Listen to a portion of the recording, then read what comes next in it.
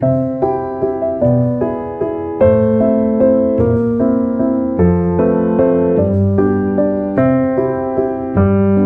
Zahn-Podcast, präsentiert von Byte mit Dr. Anja Geisler.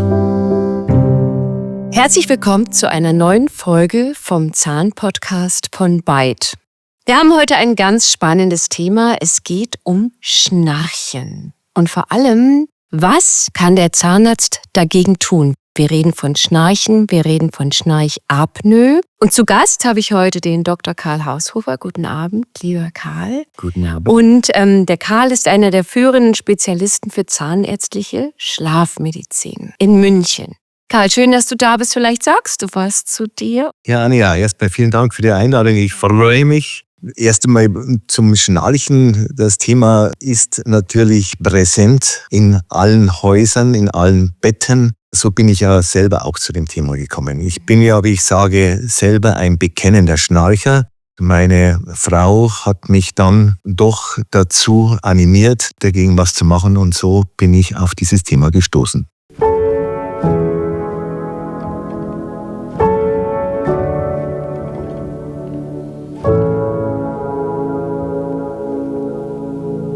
Karl, lass uns ganz von vorne anfangen. Fast jeder dritte Erwachsene schnarcht. Das ist richtig, oder? Was passiert da eigentlich genau im Körper? Es ist wichtig zu verstehen, Schnarchen ist ja erst einmal grundsätzlich nichts anderes als das Vibrieren der Weichteile im Rachen. Das Vibrieren vom Gaumensegel überwiegend, aber auch vom Zäpfchen, das dazugehört, die Zunge und auch die Rachenwand, die anfängt zu vibrieren. Warum tut sie das? Weil in der Nacht der gesamte Muskeltonus nachlässt. Das passiert auch im Rachenraum und dadurch kommt es zu einer Verengung. Und an diesen Engstellen kommt es zu Turbulenzen, zu Verwirbelungen, die dann eben die umliegenden Weichteile zum Vibrieren, zum Flattern bringen. Und so entsteht das typische Schnarchen. Du hast selbst erzählt, dass du ja Schnarcher bist und deine Frau hat dich darauf aufmerksam gemacht. Hattest du noch irgendwelche anderen Symptome, Erscheinungen? Nein, bei mir war es so wie bei sehr vielen Patienten, die auch in unsere Praxis kommen, dass eben der Mitschläfer oder die Mitschläferin das beobachtet. Selber merkt man das nicht. Ähnlich, Anja, du kennst es ja auch, das Bruxen, das Knirschen, das Pressen, merkt der Patient selber ja auch nicht. Und so ist es beim einfachen Schnarcher auch. Er merkt es nicht. Das Schlimmste, was passieren kann, dann können beide nicht mehr schlafen. Ein wenig erholsamer Schlaf für zwei Betroffene, obwohl es erst einmal nur um Schnarchen geht. Darf ich gleich hängen bleiben? Ja, Schnarchen wird ja nicht anerkannt als behandlungsbedürftig. Genau. Und da bin ich ja strikt dagegen oder sage, es geht ja um das Wohlbefinden. Was ist denn wichtiger als ein guter, gesunder Schlaf für zwei Personen, die nebeneinander schlafen? Und deswegen hat jeder Schnarcher und auch damit auch der Mitschläfer doch das Recht, behandelt zu werden, beziehungsweise der Schnarcher natürlich behandelt zu werden, damit zwei Personen einen erholsamen Schlaf genießen können. Genau, denn wir wissen ja spätestens seit der Longevity-Folge, die wir auch gemacht haben, dass Schlaf ja auch das gesunde Altern begünstigt. Und das darf man nie außer Acht lassen. Ein gesunder Schlaf reinigt das Gehirn, eine gute Tiefschlafphase reinigt das Gehirn, sodass wir frisch und auch in der Langlebigkeit gut weiter existieren können, dass wir vital bleiben.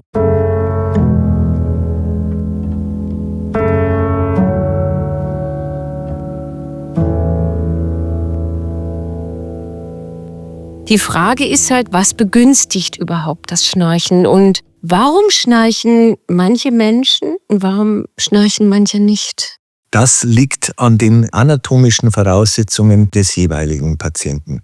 In erster Linie geht es darum, wie breit, wie offen ist denn der Atemweg des Patienten. Ja. Je breiter, je offener der Atemweg ist, umso mehr Spielraum hat der Patient, der Schläfer, und das Erschlaffen der Muskulatur wirkt sich noch nicht aus.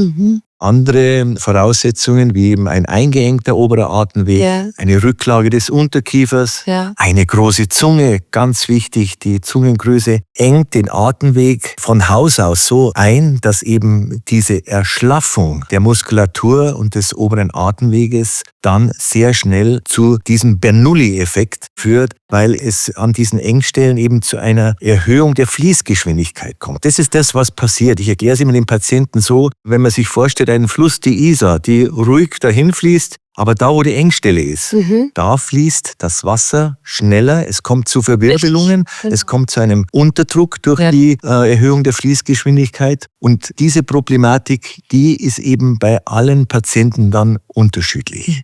Der Bernoulli-Effekt ist also nichts anderes, dass durch die Erhöhung der Fließgeschwindigkeit an den Engstellen dann es zu dem schon beschriebenen Flattern der Weichteile kommt, eben zum Schnarchen.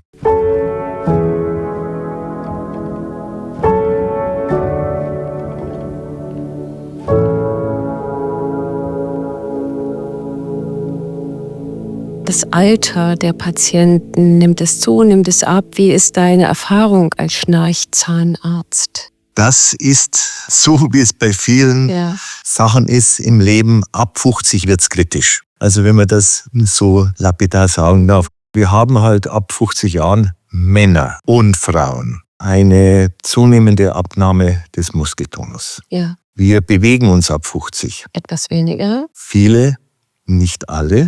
Wir nehmen zu. Übergewicht. Wir ernähren uns vielleicht nicht mehr richtig. Dein Thema, Anja. Ja, genau. Man trinkt vielleicht einmal abends mehr Alkohol und da sind wir ja bei den Dingen, die eben dieses Problem verschärfen, erhöhen.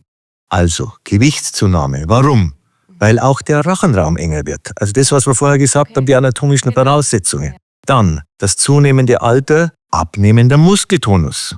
Wir werden schlaffer. Leider. Nicht nur im Gesicht, auch im Rachenraum. Ja. Drittens Alkohol und die Ernährung. Ja, ist so. Das sind die Faktoren und die spielen sehr oft, nicht immer, aber ab 50 eine größere Rolle und da sollten wir alle dran denken.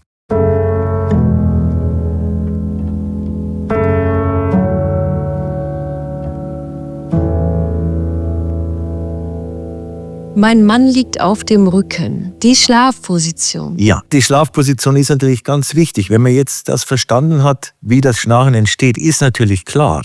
Der Unterkiefer, das wissen wir, ist ja nur locker Am Schädel verbunden. am Schädel verbunden. Genau. Und das heißt, wenn wir auf dem Rücken liegen, der Muskeltonus erschlafft, sinkt eben bei den meisten Patienten, auch das ist unterschiedlich, auch da gibt es unterschiedliche anatomische Voraussetzungen. Aber mehr oder weniger rutscht natürlich der Unterkiefer in Rückenlage mehr zurück als in Seitenlage. Ja. Und das ist dann ein ganz, ganz, ganz entscheidender Faktor, weil da rutscht die Zunge mit nach hinten. Der gesamte Muskeltonus des Schädelgesichtssystems lässt nach. Wir haben also eine Erschlaffung der gesamten Muskulatur des Rachenraums. Genau, und jetzt kommen wir zum nächsten Thema und das ist so mein Fact, wo ich sage, jetzt stehe ich im Achtung. Von harmlos zu gefährlich? Denn es gibt ja einen Unterschied zwischen dem normalen Schnarchen und wenn das so gefährlich ist, ich liege auf dem Rücken, mir rutscht alles nach hinten, die Zunge rutscht nach hinten, dann haben wir ja auch eine Unterversorgung und wir sprechen von Schlafapnoe. Wo liegt da der Unterschied? Also das muss man natürlich herausarbeiten, das ist ganz, ganz wichtig. Wie gesagt, wir haben jetzt vom normalen Schnarcher gesprochen, aber das Schnarchen ist ja oft nur der Vorbote, medizinisch gesagt, das Leitsymptom der Erkrankung, obstruktives Schlafapnoe-Syndrom. Obstruktiv heißt ja verengtes. Richtig, Obstruktion. Und Schlafapnoe ist die Unterversorgung mit Sauerstoff. Apnoe steht für Atemstillstand. Atemstillstand, okay. Aus dem Griechischen und heißt Windstille. Windstille, ja, die kommt aus dem Griechischen, die Apnoe. Heißt also, die Apnoe ist nichts anderes als ein Atemaussetzer. Der Apnoe-Taucher, der schafft es ja auch. Stimmt, richtig.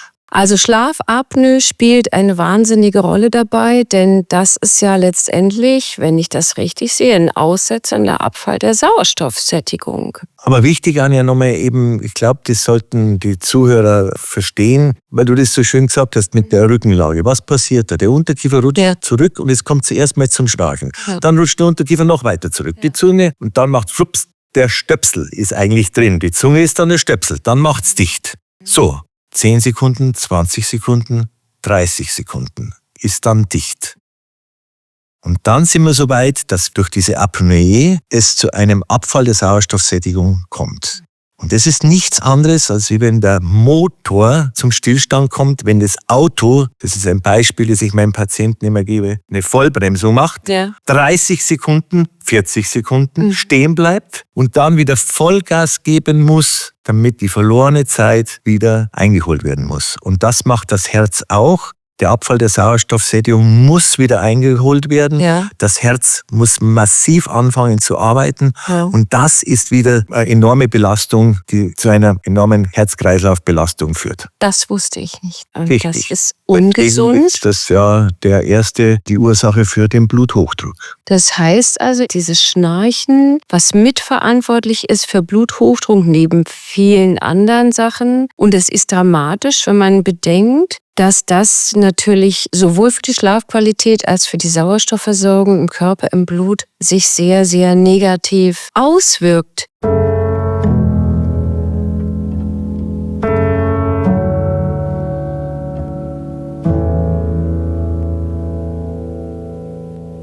Wie merke ich das, wenn ich selber betroffen bin davon? Ich meine, das ist dramatisch. Und wie merke ich das, wenn ich sage, ich habe nachts so Atemaussetzer? Wie kriege ich das hin? Wie kann ich das rekapitulieren? Was passiert bei mir? Die Übergänge sind fließend. Mit zunehmendem Schweregrad der obstruktiven Schlafapnoe nehmen auch die Symptome zu. Die da wären? Erstens eben der Bluthochdruck, die Konzentrationsschwächen tagsüber. Ja. Man merkt erstmal schon beim Aufstehen, oh, irgendwie bin ich gar nicht ausgeschlafen. Obwohl ich ja vielleicht am Wochenende auch mal 8 oder 9 Stunden geschlafen habe. Das berichten die Patienten sehr oft. Ja, ich schlafe eigentlich 8 bis 9 Stunden.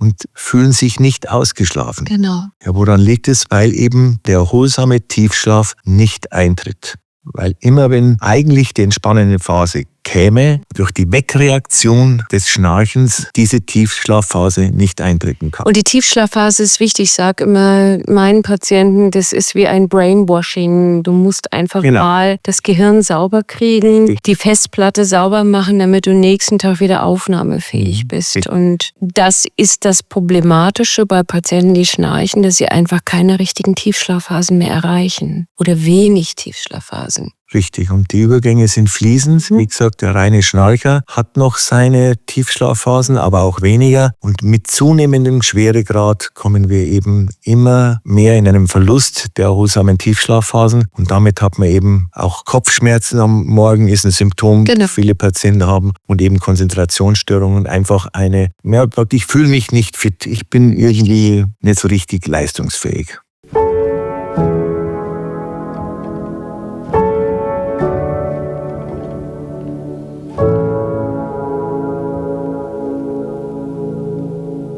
Fast alle Schnarcher atmen ja durch den Mund und es hat auch Auswirkungen auf die Mundgesundheit. Darüber sprechen wir einfach viel zu wenig, über den trockenen Mund. Richtig. Darf dich ein bisschen korrigieren. Es gibt schon viele Schnarcher und auch leichtgradige Apnoiker, die ihre Nasenatmung aufrechterhalten. Aber auch das kann zu einem trockeneren Rachen führen. Ja.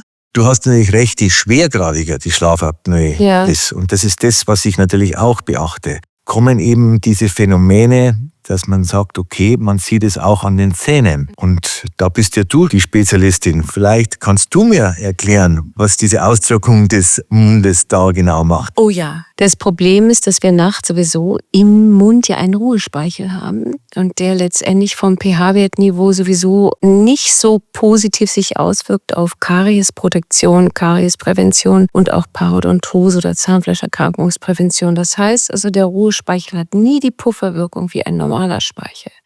Wenn ich dann eine Mundtrockenheit habe, eine sogenannte Xerostomie, dann habe ich natürlich die Problematik, dass die Kariesbakterien und auch die Parodontitis-Bakterien viel mehr arbeiten können, weil sie einfach kein Limit haben, keine Begrenzung durch den Speichel. Und das ist die Gefährlichkeit an der ganzen Sache. Die Frage ist halt, was beobachtest du in deiner Praxis bei Schnarchern, wenn die eine Mundatmung haben? Kannst du das feststellen? Es sind eben auch schon mal die trockenen Lippen und natürlich auch im Mund, dass man auffällig sieht, dass das Zahnfleisch eben doch mehr geschwollen ist, auch die Zahnhartsubstanz mehr angegriffen ist. Also wir haben mehr Karies, Ja. Parodontitis, Austrocknen der Schleimhäute und natürlich dann auch ein verändertes Mundmikrobiom. Ja. Und das ist ja in aller Munde momentan, das Mikrobiom, das gibt es ja nicht nur im Darm, das gibt es nicht nur im Magen, das gibt es auch in der Mundhöhle. Und wenn das gestört ist, führt das zu Infektionen, zu Erkrankungen, die wir heute wahrscheinlich noch gar nicht ermessen können. Die Xerostomie, die Mundtrockenheit,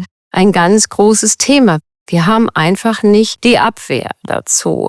Das ist die Problematik mit der Karies. Was auch noch dazu kommt, ist, wenn die Patienten dann morgens von einem Mundgeruch berichten. Ja, das ist natürlich ein wichtiger Punkt und wesentlicher Punkt, dass einfach bei diesen Patienten, die mehr durch den Mund atmen, die Ausbreitung der Anaerobia, die ja für den Mundgeruch hauptverantwortlich sind, deutlich gesteigert ist. Anaerob bedeutet, dass die Bakterien halt ein gutes Spiel haben, die für diese Schwefelbildung verantwortlich sind, und die sogenannte Halitosis machen im Mundgeruch die schwefelhaltigen Verbindungen. Das sind Anaerobia, die nehmen dann über Nacht zu, weil das Milieu dafür ausgelegt ist. Die dürfen halt dort sich vermehren und verbreiten. Ja. Das ist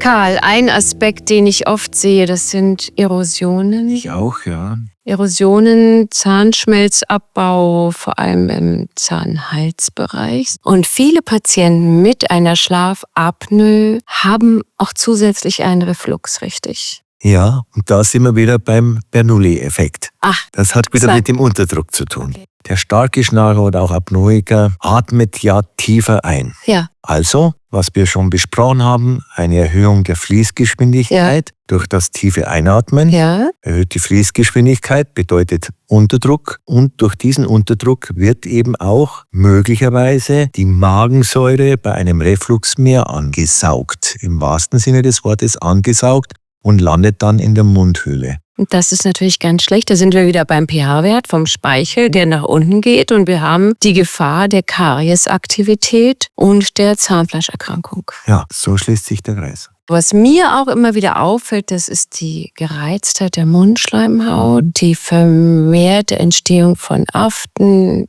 Pilzinfektionen. Dementsprechend ist natürlich schon auch das Immunsystem der Mundhöhle gestört. Genau, es schließt sich der Kreis. Die gleiche Ursache, was das befeuert, nämlich die Trockenheit, die Schleimhaut. Ja. Das Zahnfleisch will es feucht, die braucht den Speichel. Und wenn wir den nicht haben und da vielleicht auch noch ein abgesenkter pH-Wert, wie du schon gesagt hast, durch einen möglichen Reflux dazukommt, dann wird es düster für die gesamte Mundschleimhaut.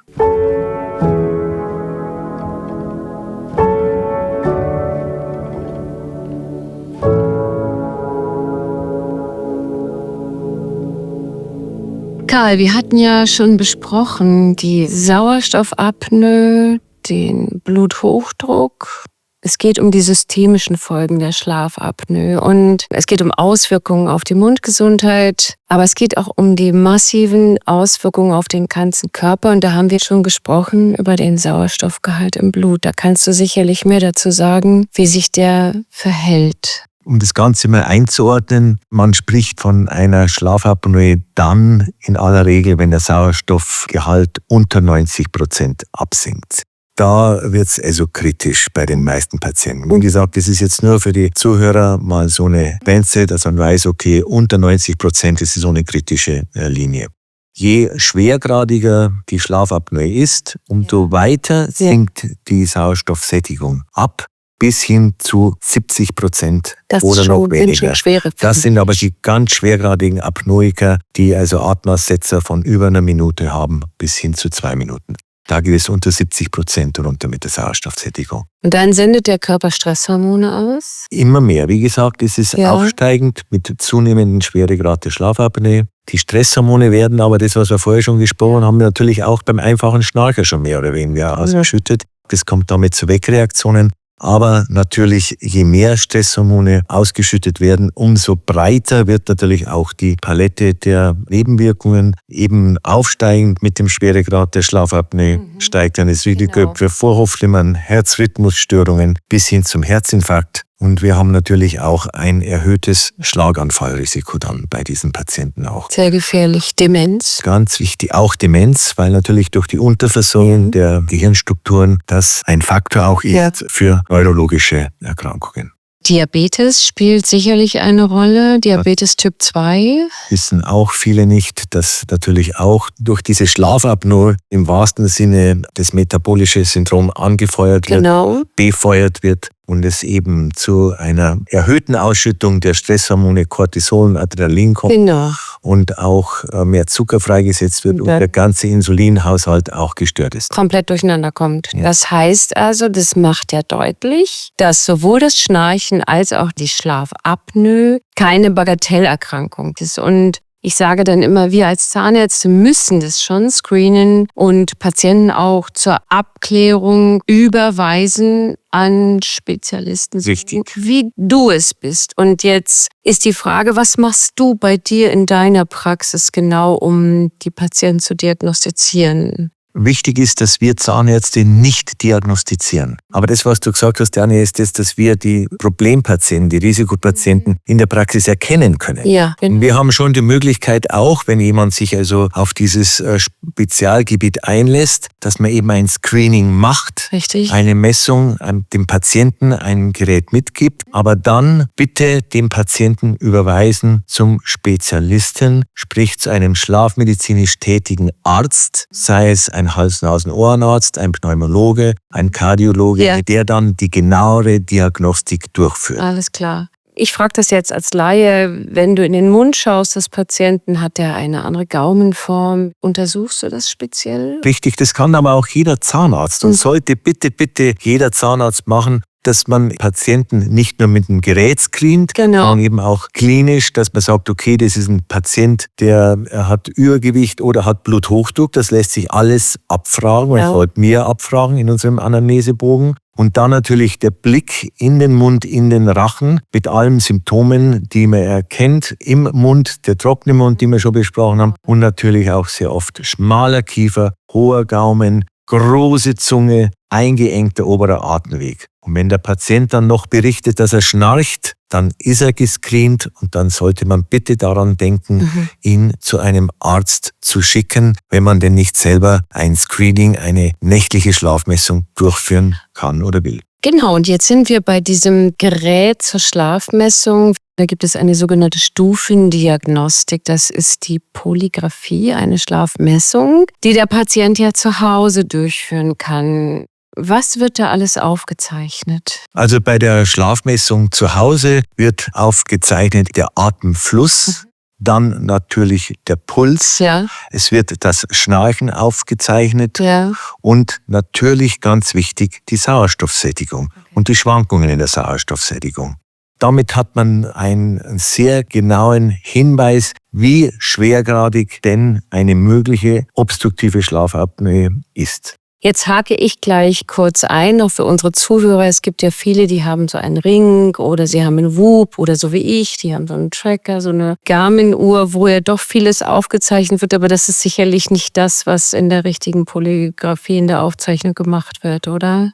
Aber es gibt hier wirklich wunderbare Möglichkeiten auch für den Patienten, da schon selber es zu erkennen, dass so eine mögliche Erkrankung, eine Apnoe vorliegt. Was dann so schon zuverlässig Auskunft gibt über die Anzahl der Atempausen und den Blutsauerstoffgehalt. Und dann wird der sogenannte AHI berechnet. Was ist das? Der AHI ist der Apnoe-Hypnoe-Index und ist eben der Wert der gemessenen respiratorischen Ereignisse.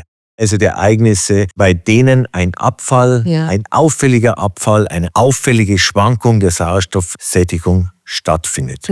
Und je mehr Ereignisse hier pro Stunde aufgezeichnet werden, umso schwergradiger ist die Erkrankung und das ist dieser Index. Ab wann würdest du sagen, wird es kritisch? Es gibt ja eine klare Einteilung. Man spricht von einer leichtgradigen Schlafapnoe bei einem Apnoe-Hypnoe-Index von 10 pro Stunde. Ab 20 ist es mittelgradig und über 30, einfach gesagt, ist es schwergradig. Okay, also interessant. 30 Ereignisse pro Stunde, wobei man immer genau hinschauen muss, wie schwergradig sind die Ereignisse. Okay. Wann braucht der Patient jetzt die spezielle Untersuchung im sogenannten Schlaflabor? Das zeigt sich dann im Ergebnis dieser ambulanten Schlafmessung, also dieser Polygraphie, Ja. dieser nächtlichen Schlafmessung zu Hause. Und je schwergradiger der Befund ist, umso mehr ist es dann sinnvoll und notwendig, den Patienten weiter zu untersuchen im Schlaflabor. Aber natürlich auch, wenn der Arzt festgestellt hat, dass da vielleicht andere Erkrankungen, andere neurologische Erkrankungen vorliegen können, zum Beispiel Restless Legs oder ähnliches, weil natürlich im Schlaflabor diese Erkrankungen noch besser festgestellt werden, die Messung noch genauer ist und was ganz wichtig ist, auch eine genaue Messung der Schlafphasen, der Tiefschlafphasen Sehr gut. und der erholsamen REM-Phasen stattfinden kann. Genau.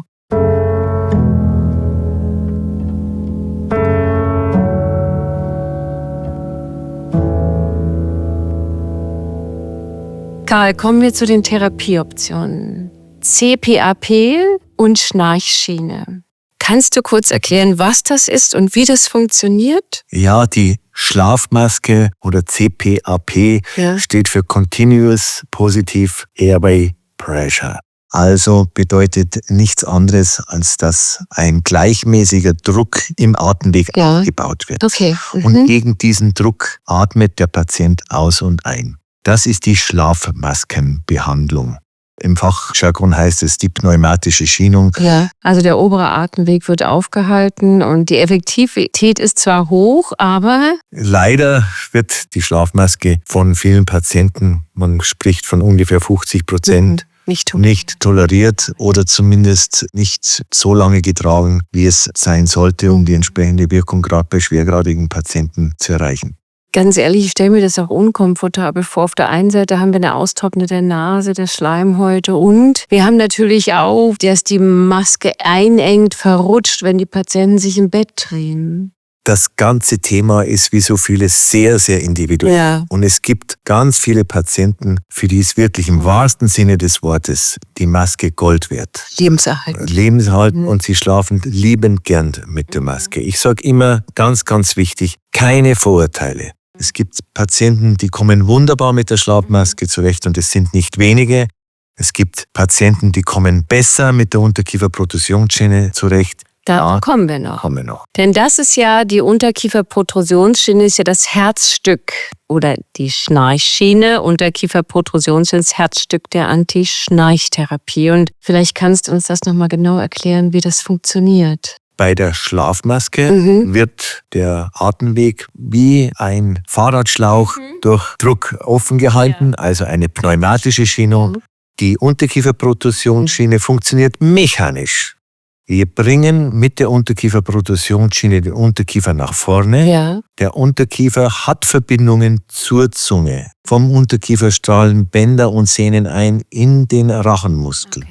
Und es strahlen eben auch Bänder ein indirekt in das Gaumensegel, in den Weichgaumen, sodass wir hier eine mechanische Öffnung des oberen Atemweges anstreben. Okay. Und auch das ist sehr individuell, inwieweit das möglich ist.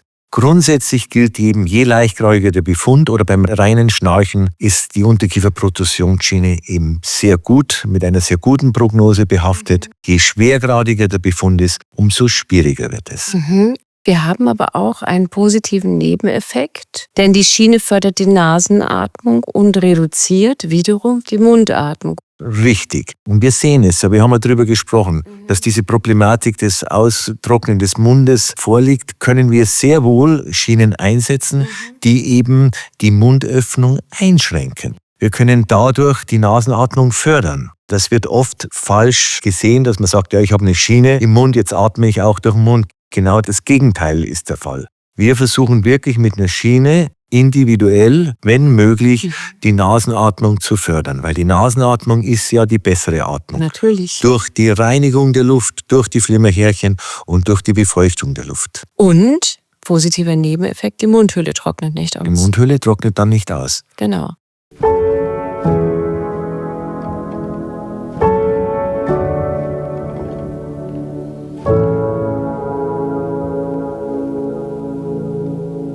Für wen ist die Schiene geeignet? Also das ist ganz wichtig, dass man weiß, dass die Schiene als Ersttherapie nur eingesetzt werden darf bei leicht bis mittelgradiger Schlafapnoe. Also bei Patienten, die einen Apnoe-Hypnoe-Index, wir haben es kurz erklärt, Genau. von bis zu 30 haben. Okay. Bei schwergradiger Schlafapnoe gehört der Patient ins Schlaflabor. Das ist ganz wichtig. Bis 30 und auch bei einem BMI bis 30, also bei nicht übergewichtigen Patienten, ist die Schiene sehr wohl nach der medizinischen Leitlinie gleichberechtigt mit der Maske. Genau. Was muss der Patient für Voraussetzungen mitbringen, dass man ihm eine Unterkieferprotrusionsschiene, also eine Schnarchschiene macht? Ja, das gehört natürlich zur Untersuchung des Patienten. Ganz klar, dass man einen Patienten untersucht, wie ist sein Kiefergelenk, wie ist seine Muskulatur und wie sind seine Zähne. Ist ganz wichtig. Wir brauchen natürlich eine gute Statik im Mund, weil auf diese Zähne, auf die Schienen, es sind ja zwei, eine Oberkiefer- und eine Unterkieferschiene, aufgesetzt werden, wirken ja Kräfte. Und daher müssen diese Zähne parodontal natürlich gesund sein. Oder die Implantate, es geht auf Implantate genauso. Wir brauchen mindestens 6 bis 8 gesunde, feste Pfeiler, sei es Zähne oder Implantate. Das heißt also, wenn ich einen Patienten habe mit zweit- oder drittgradig gelockerten Zähnen, wie das bei Parodontose-Patienten häufig ist, kann ich keine Schiene machen, weil dann zieht die Schiene die Zähne raus. Dann ist es vielleicht sinnvoll, auch bei dem Patienten an eine Implantatversorgung zu gehen. Richtig. Wenn ich jetzt einlenken darf, wir brauchen eine Vorbehandlung, eine gesunde Vorbehandlung. Wir brauchen gesunde Patienten. Und wir brauchen natürlich auch Patienten, die keine Kiefergelenkproblematik haben. Wir sprechen da immer, das weißt du auch, von Kraniomandibulärer Dysfunktion von CMD. Die sollte besser behandelt sein und nicht im Vordergrund stehen bei dieser Unterkieferprotrusionsschiene.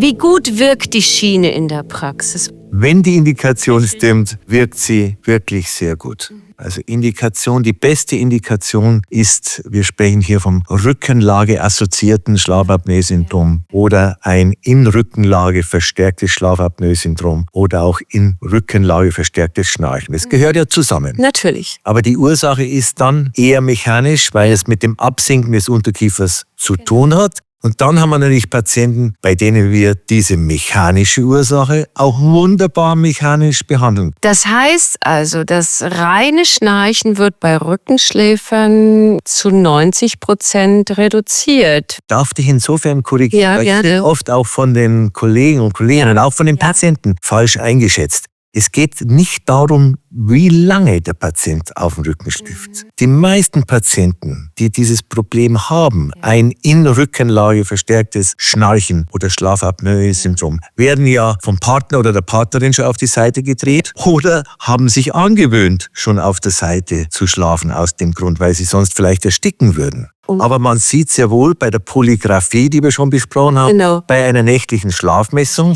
dass in der kurzen Zeit, in der der Patient auf dem Rücken liegt, die Ereignisse deutlich zunehmen, das Schnarchen deutlich zunimmt, die Apnoen deutlich zunehmen. Und so einem Patienten kann ich dann immer mit einer Schiene helfen, auch in Seitenlage, auch wenn er in Seitenlage schläft. Wusste ich auch nicht.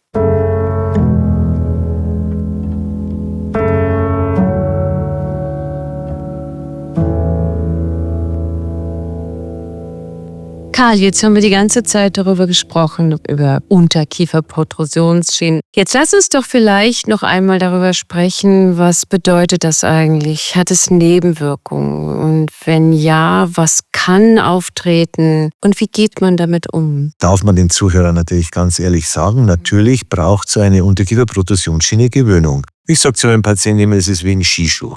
Oh. Und Anja, du bist ja auch Skifahrerin. Genau. Ja, weiß ich ja. Frage mal einen Patienten, wie lange braucht man, um sich an einen Skischuh zu gewöhnen? Man wird sehr unterschiedliche Antworten bekommen. Ja. So ist es bei der Schiene auch.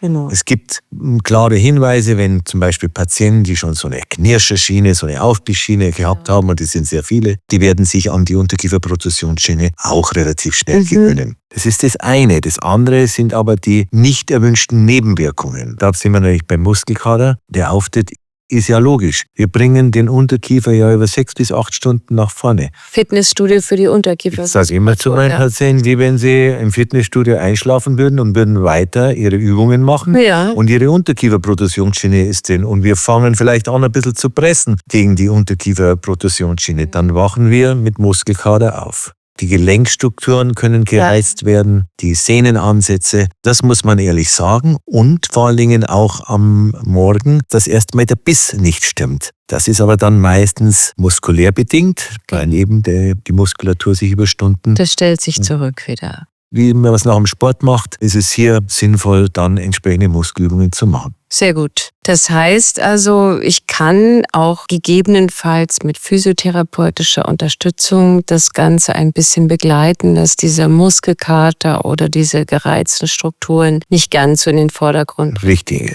Auch das ist manchmal sinnvoll und notwendig, Gott sei Dank nicht so oft. 5-10%, die mit diesen Problemen dann erstmal zu kämpfen haben. Ein wichtiger Punkt, das ist das sogenannte Langzeitmonitoring. Die Patienten brauchen ja regelmäßige zahnärztliche Kontrollen. Die Patienten werden einbestellt erst einmal ein halbes Jahr, nachdem die Schiene endgültig eingestellt worden ist. Und dann unterschiedlich individuell, je nach Schweregrad, je nach Patienten, mindestens einmal im Jahr eine Kontrolle der Schiene. Genau. Du kontrollierst sicherlich auch den Biss, das Zahnfleisch, das Kiefergelenk, was ja immer wieder überwacht werden muss, auch eventuelle Zahnveränderungen, die entstehen könnten. Und deswegen spricht man natürlich schon auch von einer Langzeitstabilität. Wie oft muss so eine Schiene erneuert werden? Auch das ist individuell und unterschiedlich. Also 3 bis 5 Jahre sollte so eine Schiene auf alle Fälle halten. Dann muss man drüber nachdenken, ob man eine neue macht. Okay.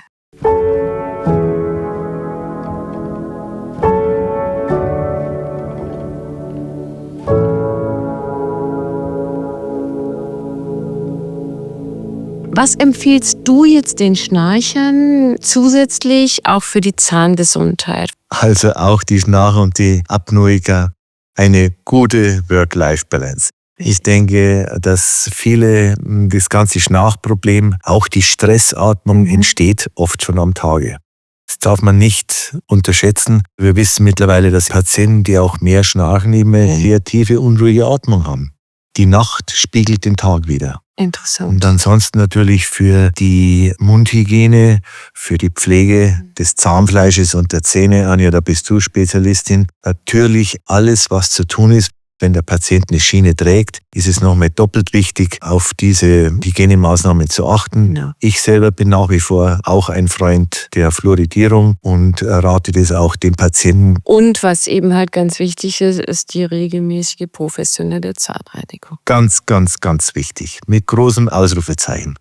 Ganz wichtig ist mir, dass ich das nochmal erwähne nebenbei, dass die Zahnärzte ja keine Schlafapnoe diagnostizieren dürfen. Ganz wichtig. Das ist richtig. Oder wir dürfen nur screenen. Und diesen Befund kann man auch selbst beurteilen. Aber die Diagnose an sich, obstruktives Schlafapnoe-Syndrom, muss vom zertifizierten Schlafmediziner erfolgen, richtig? Ja, richtig. Das war mir ein ganz wichtiger Punkt, dass wir nur letztendlich das Ganze feststellen, aber nicht diagnostizieren dürfen. Wir behandeln, wenn ich das sagen darf, Anja, eine medizinische Erkrankung mit zahnmedizinischen Mitteln. Und die Feststellung dieser medizinischen Erkrankung und des Schweregrades ist Sache des Arztes. Des Arztes, genau. Ohne Zahnarzt gibt es halt keine Schnarchschiene. Muss man auch sagen, das eine bedingt das andere.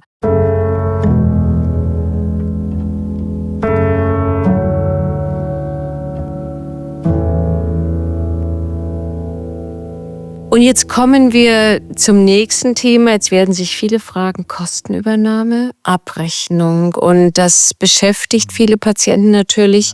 Was kostet die Behandlung und was übernimmt die gesetzliche Krankenversicherung?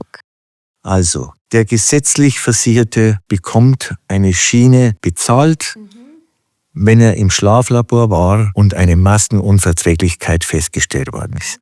Also die Maske als Erstlinientherapie nicht funktioniert hat. Dann kommt als Zweitlinientherapie die Schiene zum Zuge und wird auch von der Krankenkasse weitgehend übernommen. Bei vielen Praxen, auch bei mir, sind für außervertragliche Leistungen, die die Kasse nicht zahlt, ein Betrag von ungefähr 500 € noch vom Patienten sehr zu tragen.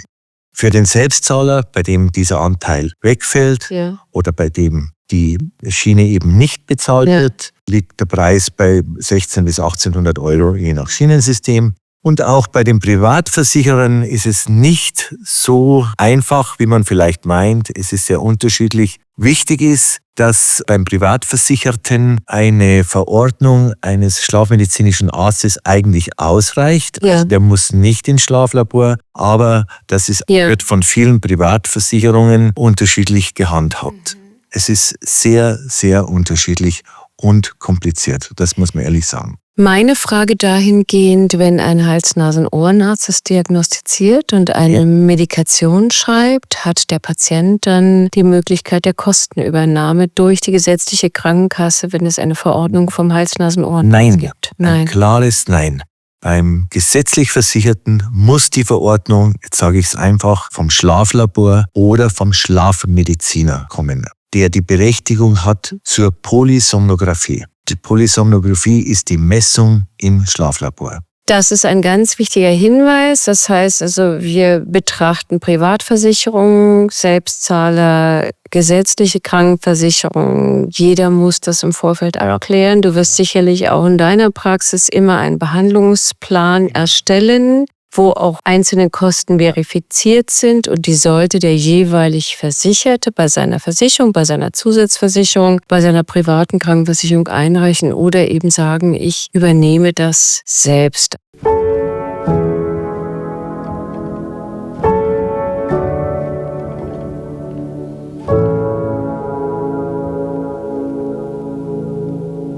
Jetzt habe ich noch ein anderes Thema, Karl. Es geht mir um die Schlafapnoe bei Kindern. Das ist ja ein Thema, das wir nicht vergessen dürfen, denn 10% der Kinder schnarchen ja. Wie sieht die Therapie da aus? Das kommt darauf an, was die Ursache ist. Wir wissen, dass es bei Kindern sehr oft die vergrößerten Mandeln sind oder Adenoiden und dann gehören die Patienten natürlich erstmal zum Hals-Nasen-Ohrenarzt. Genau. Und man muss chirurgisch vorgehen. Ja. Aber klar ist, dass hier auch der Kieferorthopäde sehr oft gefragt ist, weil eben diese anatomischen Veränderungen, der schmale Kiefer, der hohe Gaumen, sich ja schon im Kindesalter ausprägt oder Zungenfehlfunktion. Also ist der Logopäde auch gefragt. Richtig. Da sind wir Zahnärzte, wir Kieferorthopäden schon wieder an erster Stelle, weil wir die Kinder ja sehr oft als erste Ärzte sehen. Genau. Das ist eine große Verantwortung, weil man kann mit einer guten Frühbehandlung bei den Kindern sehr viel Unheil abwenden. Also für alle Eltern immer erstmal den Zahnarzt noch einmal genau fragen, sieht der da irgendetwas? Und dann kann man weiterführend überweisen und vielleicht auch im Vorfeld die Probleme frühzeitig lösen. Es gibt viele Therapieformen, die es schaffen, ohne dass die Kinder jetzt gleich eine Schnarchschiene. Wichtig ist immer zu erkennen, woran liegt es. Genau.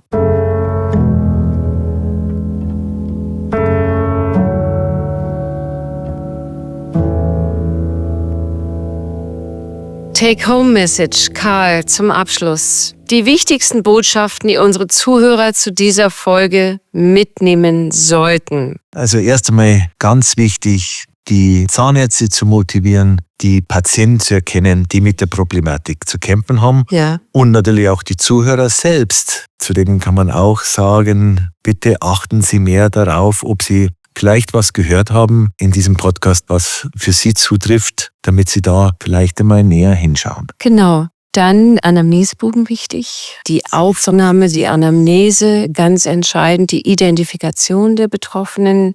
Und dann ist immer klar, wir haben auf der einen Seite die Unterkieferprotrusionsschiene und auf der anderen Seite die CPAP. Das wäre nochmal ein Thema, wann das eine, wann das andere, oder? Ja. Das ist mir ganz wichtig, dass eben bei leicht bis mittelgradiger obstruktiver Schlafapnoe die Schiene gleichberechtigt ist. Aber ganz, ganz wichtig ist mir auch, dass Patienten, die mit der Schlafmaske nicht zurechtkommen, nicht unversorgt bleiben. Anja, das sind die Patienten, die eben vielleicht einmal im Auto einschlafen. Also auch an diese Patienten die Botschaft, bitte nicht verzagen. Vielleicht hilft Ihnen die Schiene als Zweitlinientherapie. An solche wird sie dann ja auch vom Schlaflabor empfohlen und verschrieben, dass man zumindest 60-70% vielleicht der Apnoeen mit der Schiene reduzieren kann. Was dann schon eine wichtige Verbesserung der Lebensqualität, der Tagesbefindlichkeit sein kann. Stichwort Sekundenschlaf. Wichtig ist mir immer noch die parodontale Vorbehandlung, die Zahnfleischvorbehandlung und auch schauen, dass die Zähne gesund sind, was für den Langzeiterfolg der Schiene wichtig ist. Wir haben gesprochen darüber, dass die Schiene natürlich auch einen doppelten Nutzen hat, sowohl die Mundatmung reduziert als auch die sogenannte Schlafapnoe. Von meiner Warte noch einmal: Wenn Sie schnarchen, sprechen Sie Ihren Zahnarzt an, fragen Sie einen Hals-Nasen-Ohrenarzt, lassen Sie sich beraten, lassen Sie sich screenen und das Team von Schlafmedizinern findet mit Sicherheit eine Lösung. Das ist gut für die Allgemeingesundheit und auch für die Lebensqualität und für die Partnerschaft. Wir können Ehen und Leben retten.